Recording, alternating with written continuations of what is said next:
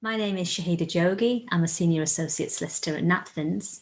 I am based in the wills and estate planning team in Preston, and I cover the whole range of wills, tax planning, and estate work for clients to help them prepare for their future and their family.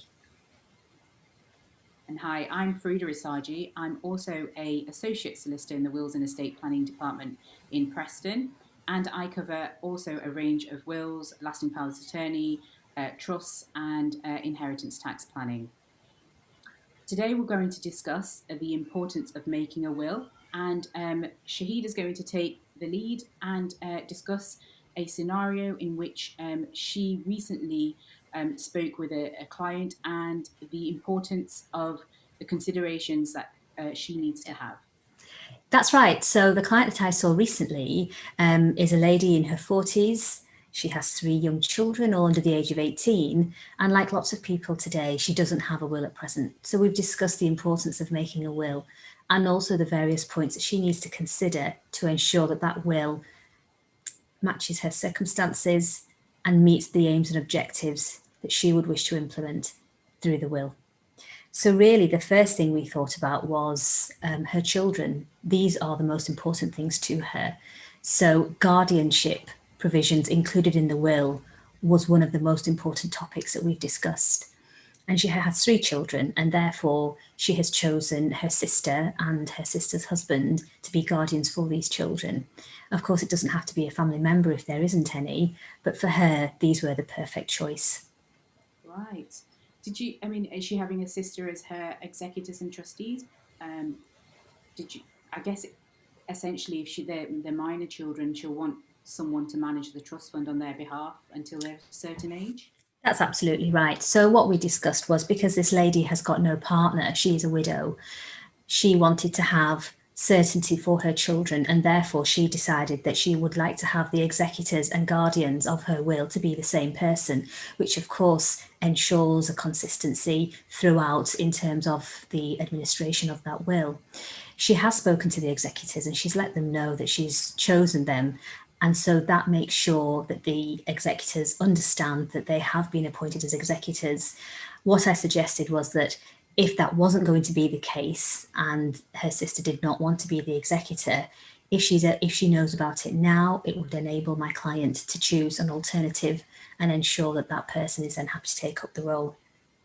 Yes, because I guess she has to appreciate the responsibility she would have as an executor, and that would mean collecting in all the funds, selling any properties, and then obviously holding the trust fund for the benefit of the children. So, has she remarried, or is she? I know you said she's a widow. At the moment, she hasn't remarried, but she does have a partner. So it may be that in the future she might remarry. And that's important because, as we know, marriage is one of the ways in which a will can be rendered invalid. It's something that a lot of people don't really know about, but it will automatically invalidate your will.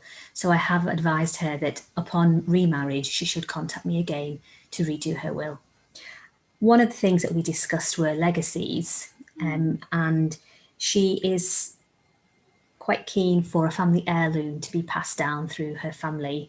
It's a beautiful clock that's been in the family for generations, and it's something that I see quite often with clients where they have personal items that they wish to pass through. The lady in question has just the one item, but we have had clients who have a number of items that they want to pass on, and sometimes their wishes of the recipients of those items might change over time. So, what we've quite often suggested is that the client may wish to have a separate letter of wishes that deals with how those personal items, or chattels as we call them in the legal world, will pass. Yes, that's true. I do that a lot with my clients as well. Sometimes, especially when they've got sort of changing scenarios. Sometimes they want to leave jewelry to grandchildren and another. I genuinely suggest that we give the personal chattels perhaps to the trustees to distribute in accordance with those wishes, and it allows that flexibility. I guess in this scenario there's only one item, so we can just put it in the will, but completely agree with you. It's sometimes an idea to have a letter of wishes. Absolutely. And do you have lots of clients who are wanting to leave money to charity as well? Yes, I do actually. Especially, I think it's quite prevalent now in terms of legacies to charity. We see it on social media, and that there is a big campaign. So clients are quite fond of leaving it to charities, and generally we explain to them that any gifts made to charity are free of inheritance tax. So that's a positive reason to leave some gifts to charity. But also we can specifically explain to them, you know. How much that it's entirely up to them how much they leave and to whom, and it's detailed in the will. Did your client have anyone that they wanted to leave?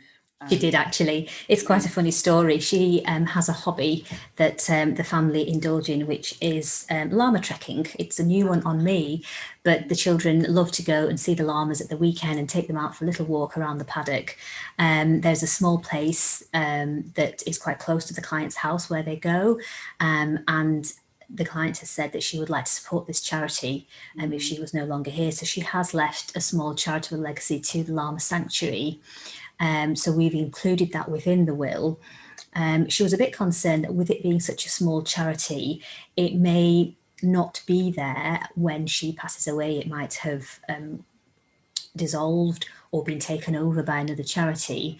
So I've been able to advise her that in that circumstances, any charity that would take over the charity to which she has left her funds, provided the aims and objectives are very similar, the gift in her will would still stand.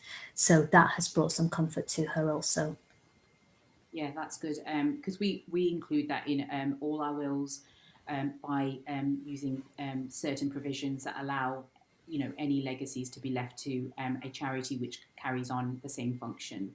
Yeah. So that must have offered her some peace of mind. It did. So after we discussed the executors of her will and the guardians for the children, we spent a little bit of time talking about the legacies and how the residue of the estate would pass. At this point in time, we didn't really need to discuss any estate planning for her because her estate is relatively modest. It's valued at roughly £200,000. Right. For the clients that you see in terms of inheritance tax planning, it's really only clients that have assets over the £325,000 threshold, which is called the nil rate band, that we need to consider. Have you felt that you are seeing more and more clients whose wills, when they were initially made, their estates were fairly low in value, but over time have now increased? Definitely. I mean, essentially, it's mainly because of the property boom, that happened sort of early 2000s, and then obviously up until the credit crunch, there was a massive increase in prices. So just the actual value of the house sometimes takes people over those individual nil rate bands, and that's why we need to sort of they need to really consider seeking further advice to see actually are their wills prepared in a way that kind of makes use of the nil rate band, and now what is known as the additional residence nil rate band, where they are leaving a property to direct descendants.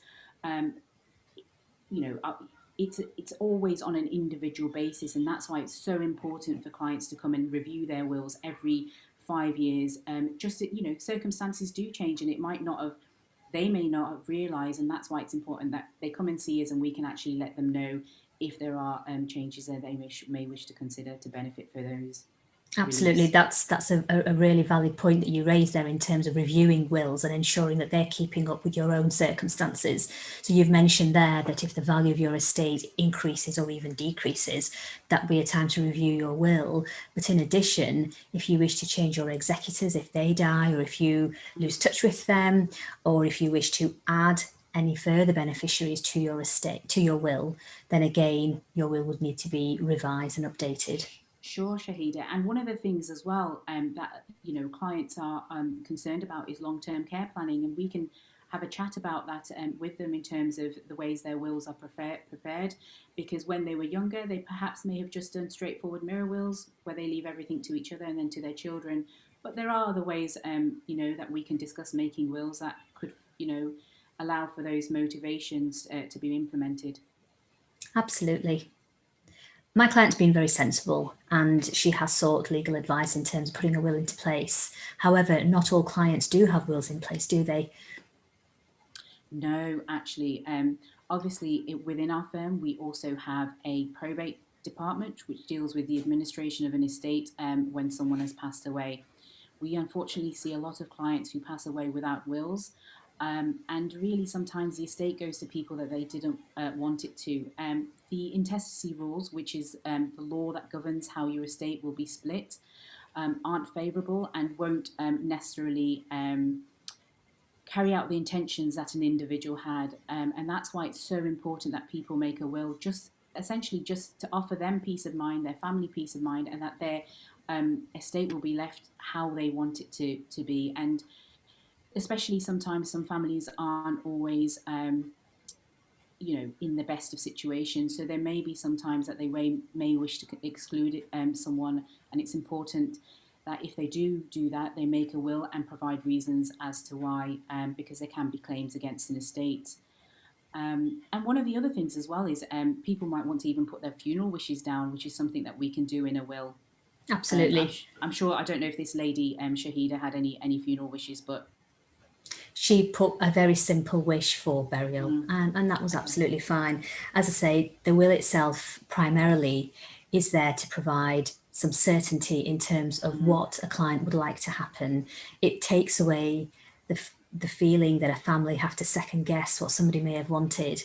And what's important is that the administration of an estate is happening at the time when people are grieving.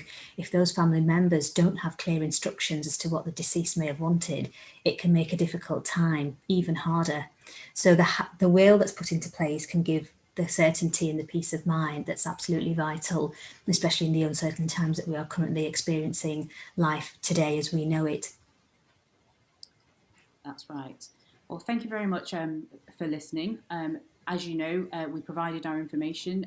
You can contact either one of us if you need some advice in relation to making wills or any of the other services that we offer within the Wills and Estate Planning Department. Thank you.